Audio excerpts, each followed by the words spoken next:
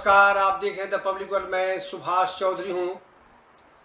लोकसभा चुनाव 2024 बेहद दिलचस्प होने लगा है। 2 फेज के मतदान हो चुके हैं, जबकि तीसरे फेज के मतदान के लिए देश के सभी राज्यों में चुनावी सरगर्मी तेज है और चुनाव प्रचार का तापमान भी चरम पर पहुंच गया है। एक तरफ देश के गृह मंत्री अमित शाह के कथित बयान को लेकर मामला दर्ज है, कार्रवाई शुरू हो चुकी है। उनके वीडियो को एक तरह से मॉर्फ करके, टेम्पर करके, उसमें आवाज़ घुसेर कर कुछ बातें उनसे कहवाई गई हैं। तो दूसरी तरफ देश में लोकतंत्र बचाओ, संविधान बचाओ और आरक्षण बचाओ का नारा बहुत जोरों से गूंजने लगा है।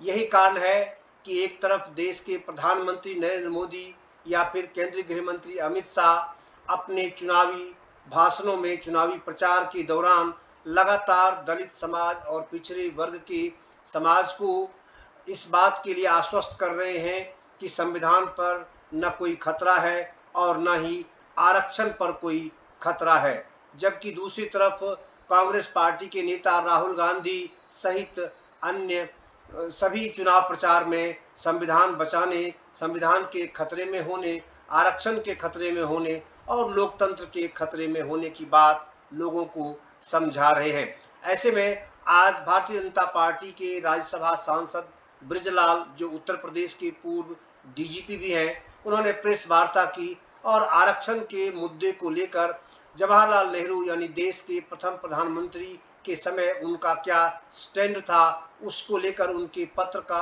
उल्लेख करते हुए कुछ खुलासा करने की कोशिश की और उन्होंने कांग्रेस पार्टी को कटघरे में खड़े करने का प्रयास किया, यह कहते हुए कि कांग्रेस पार्टी ही संविधान विरोधी है और सदैव आरक्षण विरोधी रही है। आइए आपको सुनवाता हूं कि बृजलाल, राज्यसभा सांसद भाजपा, ने आज प्रेस वार्ता में इस पूरे मामले को लेकर क्या कहा और उनके पास वो कौन से प्रमाण है जिसके आधार पर वो कांग्रेस पार्टी को आरक्षण विरोधी बता रहे हैं। सुनिए। आज सबसे पहले गुरु तेग बहादुर जी के प्रकाश पुरब की पावन अवसर पर सभी को शुभकामनाएं। आज मुझे बड़ा गर्व होता है कि हमारे बीच में हमारे वरिष्ठ नेता, राज्यसभा के सांसद श्री बृजलाल जी है, जिन्होंने न केवल आज की तारीख में जनसेवक के रूप में, परंतु इससे पहले जब वो उत्तर प्रदेश के डीजीपी के रूप में वर्दी पहनकर भी संविधान और कानून की रक्षा करते थे और आज भी जन सेवा में लीन है। तो मैं आग्रह करूंगा हमारे वरिष्ठ नेता से कि वो आपके समक्ष कुछ बहुत ही महत्वपूर्ण विषयों पर भारतीय जनता पार्टी की ओर से बातों को रखें। बहुत बहुत धन्यवाद।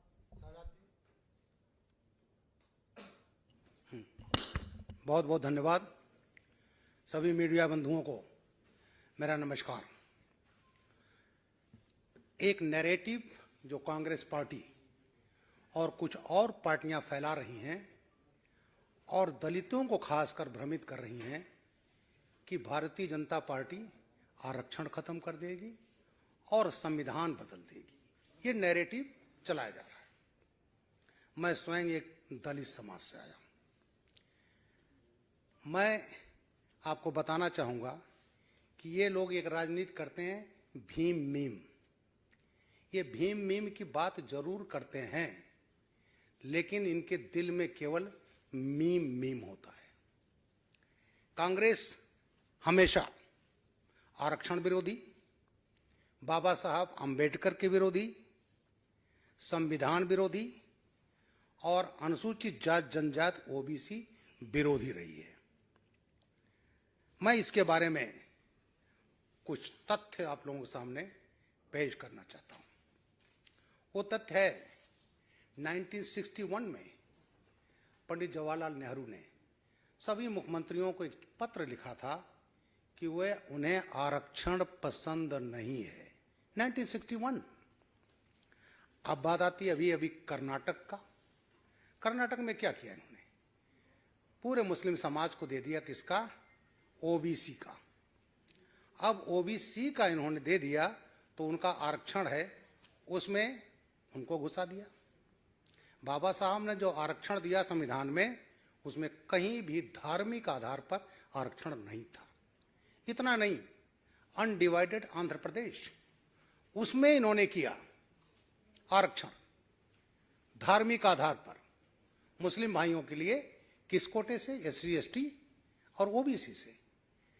इसके अलावा इन्होंने जो सच्चर कमेटी बनी, रंगनाथ मिश्रा कमीशन बना, रंगनाथ मिश्रा कमीशन में कहा गया कि जो दलित ओबीसी कोटा उसी में मुस्लिम भाइयों को भी दे दिया जाए। तो ये धार्मिक आधार पर आरक्षण कौन कर रहा है? ये क्या संविधान विरोधी नहीं है? तो संविधान के सबसे विरोधी तो कांग्रेस पार्टी है। उसके अलावा अभी बताना चाहूंगा आर्टिकल 370, आर्टिकल 370 हटाया गया। आर्टिकल 370 में हटने से सबसे बड़ा फायदा हुआ है दलित, एससी एसटी और वहां के आदिवासी। उसके पहले मुझे याद है कि पंजाब से 1958 में सफाई कर्मी वहां बुलाए थे, बख्शी गुलाम मोहम्मद जो तत्कालीन प्रधानमंत्री कहलाते थे। और वो परिवार 160 अमृतसर से वाल्मीकि परिवार गया, आज उनकी चौथी पीढ़ी है, लेकिन उनका लड़का पीएचडी कर ले, उसको नौकरी मिलती थी केवल और केवल सफाई करने की। कश्मीर के बाहर वो आईएएस हो सकता था, आईपीएस हो सकता था।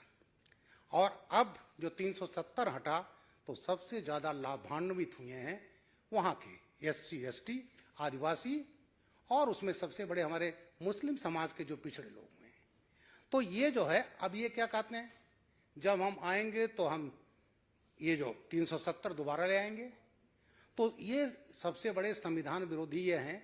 बाबा साहब ने तो कभी नहीं चाहते थे 370 को लाना, पंडित नेहरू जी ने जबरदस्ती उसको डाला था और ये कहा था धीरे धीरे घिस करके खत्म हो जाएगा, टेम्परेरी है। नेक्स्ट, अलीगढ़ मुस्लिम यूनिवर्सिटी है। अलीगढ़ मुस्लिम यूनिवर्सिटी एक्ट बना 1920 में, बीएचयू का उसका एक्ट सेम है और ये स्टेब्लिश्ड है कि it is not a minority university. और आज तक कांग्रेस के कारण एससी एसटी ओबीसी, अब तो 10% सामान्य जाति समाज का है, आज तक आरक्षण नहीं दिया गया। और ये हालत रहा 81 में माननीय इंदिरा गांधी जी ने उसमें छेड़छाड़ किया एक प्रोविजन में, एक्ट में। किसको डिप्राइव किया? एससी एसटी ओबीसी को। इलाहाबाद हाई कोर्ट ने 2005 और फिर 2006 में डिवीजन बेंच ने उसको खारिज कर दिया। अब वो सुप्रीम कोर्ट गए हैं और कांग्रेस के कारण आज तक अलीगढ़ मुस्लिम यूनिवर्सिटी, जामिया मिलिया जो मिलता था उसको भी खत्म कर दिया। तो आरक्षण विरोधी कौन है? और सबसे विडंबना यह है कि अखिलेश यादव जी और लालू यादव जी, तेजस्वी यादव जी जो ओबीसी की राजनीति करते हैं, इस पर ये कभी नहीं बोलेंगे। बाबा साहब का आप सभी जानते हैं, बाबा साहब हमारे संविधान निर्माता हैं। बाबा साहब का सबसे ज्यादा अपमान कांग्रेस ने किया। बाबा साहब को भारत रत्न तक नहीं दिया, जो 1990 में गवर्नमेंट आई तो बीजेपी ने दिलवाया। तो ये बाबा साहब के विरोधी, आरक्षण विरोधी कांग्रेस जो है, और एसटी एसटी ओबीसी विरोधी है। अभी इनके एक नेता हैं जिन्होंने कहा था हुआ तो हुआ, और अभी कह रहे हैं कि साहब हम जो विरासत की संपत्ति होगी उसमें 55% सरकार ले लेगी, 45% उसके बच्चों को मिलेगा। उन्होंने कहा था कि बाबा साहब नहीं, संविधान तो नेहरू जी का मुख्य रोल रहा। तो ये कहा करके ये पार्टी बाबा साहब का अपमान, जो संविधान निर्माता हैं, उनका अपमान कर रही है। मेरा कहना यह है कि ये जो इनकी नीतियां हैं, जो ये नैरेटिव गढ़ रहे हैं कि संविधान बदला जाएगा, ये जो परिवर्तन किया ये संविधान नहीं है। सबसे ज्यादा संविधान में जो परिवर्तन किए वो कांग्रेस पार्टी ने किया। राजीव गांधी जी का तो मीडिया पर है, उन्होंने कहा था जरूरत होगी हम संविधान बदलेंगे, ये चीज उन्होंने कहा था। और आज जो कांग्रेस के नेता हैं वो बोलते हैं कि साहब जो है बीजेपी संविधान बदल देगी। अरे संविधान तो आप बदले, और सन 75 में इमरजेंसी लगाकर संविधान का क्या हाल किया गया। मैं अपने कांग्रेस के मित्रों से कुछ सवाल करना चाहता हूं। मेरा सवाल है कि वो ओपन आए और वो कह रहे हैं कि हम धार्मिक आरक्षण पर वो देंगे। क्या यह ST OBC के अधिकारों का हनन नहीं है? ये अपने मैं कांग्रेस के मित्रों से जानना चाहता हूं। क्या यह जो कहते हैं कि संविधान बीजेपी बदल देगी, ये संविधान नहीं बदल रहे हैं?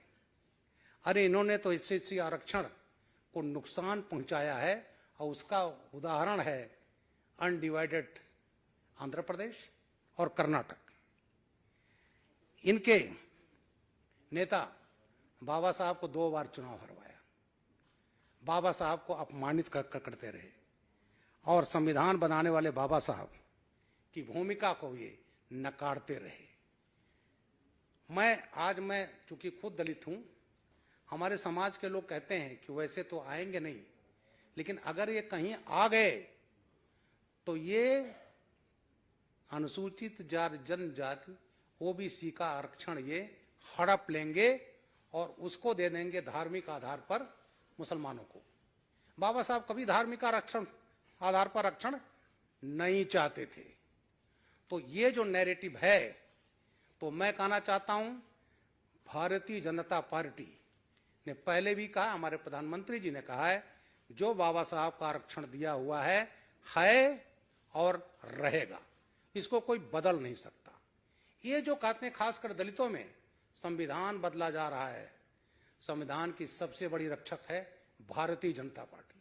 मुझे याद है जब हम संविधान सभा से निकले, जो पुराना पार्लियामेंट था, आगे आगे मोदी जी संविधान लिए हुए, पीछे पीछे हम लोग संविधान लेकर के हम नए पार्लियामेंट हाउस में घुसे और उसमें हम सब थे, लेकिन न कांग्रेस थी, न TMC थी, न विरोधी पार्टियां थी।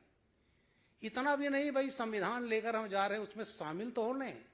तो इनका संविधान में केवल बात करते हैं संविधान रक्षा की, लेकिन संविधान बदलने का तो इरादा इनका है, जो इनके पिताजी राजीव गांधी जी खुद ही कह चुके हैं। तो मेरा आज मित्रों आप लोगों से इसी पर आप लोगों से बात करनी थी कि कांग्रेस पार्टी और इनके सहयोगी जो इंडी गठबंधन, ये सब दलित विरोधी, आरक्षण विरोधी, बाबा साहब के विरोधी और संविधान विरोधी हैं, और ये भारतीय जनता पार्टी कभी चलने नहीं देगी। आज देश के दलितों को जो है, OBC को जो भ्रमित कर रहे हैं, ये माननीय खड़गे जी कह रहे हैं संविधान खतरे में है, हमारे दलित ने भी हैं वो। तो ये जो नैरेटिव फैला रहे हैं, ये नैरेटिव चलने वाला नहीं है।